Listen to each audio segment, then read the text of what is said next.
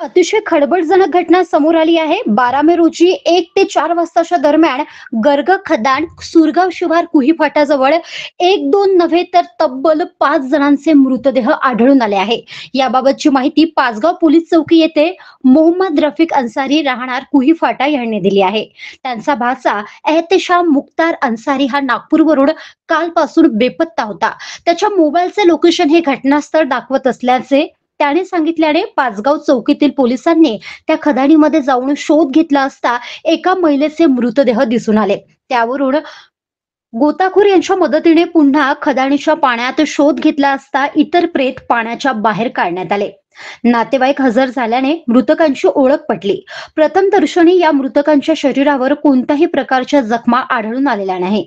ते खदानीतील पाण्यात आंघोळीकरिता उतरले असता खोल पाण्यात जाऊन बुडून त्यांचा मृत्यू झाला असावा असा अंदाज वर्तविण्यात येतो आहे. उत्तरीय तपासणीकरिता प्रेत मेडिकल कॉलेज नागपूर येथे पाठवण्यात आले आहे. एहतेशाम मुख्तार अन्सारी वय 20 वर्ष राहणार तकिया दिवाणशहा मोमिनपुरा नागपूर. रज्जू उर्फ रंजना सूर्यकांत राऊत वय 22 वर्ष राहणार नागपूर. सौ रोशनी चंद्रकांत चौधरी वय 32 वर्ष. मोहित चंद्रकांत चौधरी वय 10 वर्ष. कुमारी लक्ष्मी चंद्रकांत चौधरी वय 8 वर्ष. तीनही राहणार flat number 75 Laxminagar, Baroda road, Dhule तहसील, जिल्हा धुळे असे या घटनेतील मृतकांची नावे आहे.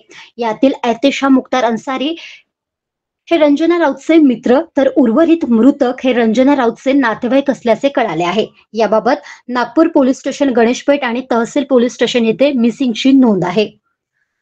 महादर्पण न्यूज करिता भूपेश पाठराबे, उमरेड.